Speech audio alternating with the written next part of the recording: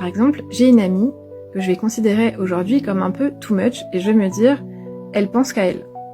Elle pense qu'à sa gueule, j'en peux plus, elle est super égoïste et je vais ruminer. Je considère que ce trait-là, c'est l'exact opposé de ce que c'est ça. Donc c'est-à-dire quelle qualité moi j'estime avoir pour la juger d'égoïste. Je vais quand même écrire égoïste. Quelle qualité moi j'ai qui me permet de voir ça chez elle et de moi me dire heureusement que je suis pas comme ça. Et ben je vais être quelqu'un de plutôt responsable et engagé. En tout cas, je vais me considérer comme attentionnée.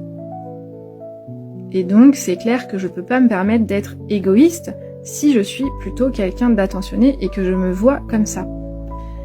Si je vais de l'autre côté et que là, je fais fois 1000, c'est-à-dire que à l'extrême, le fait d'être responsable, engagé, attentionné, ça donne quoi? Bah ça donne que, j'avoue, des fois, je suis sacrificielle. Je suis capable de m'abandonner complètement pour aller sauver l'autre. Et du coup, de m'oublier complètement. Et si je reprends l'exact opposé ici, ça va être penser à soi. Et finalement, est-ce que ça peut pas être l'exact opposé, moi d'abord? Me mettre en priorité, penser à moi, connaître mes besoins, mes limites. Évidemment, quand je pense moi d'abord à l'extrême, fois 1000, ça donne quelqu'un que je vais considérer d'égoïste.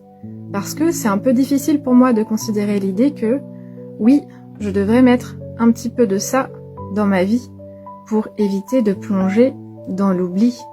Et finalement, ce que je vois chez elle, c'est quelque chose qu'il y a en moi mais que je veux pas voir et dont je veux pas m'occuper.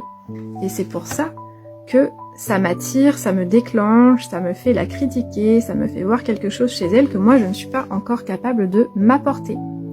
Et je trouve ça absolument génial cet exercice-là parce que déjà ça nous fait redescendre direct dans notre façon de critiquer l'extérieur.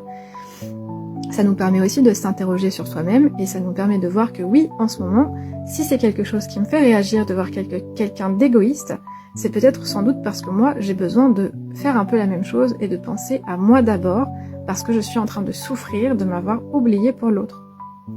Voilà, n'hésitez pas à me dire si c'est un exercice qui vous a plu, j'en ai plein d'autres à vous proposer et je vous souhaite une excellente journée, je vous dis à bientôt.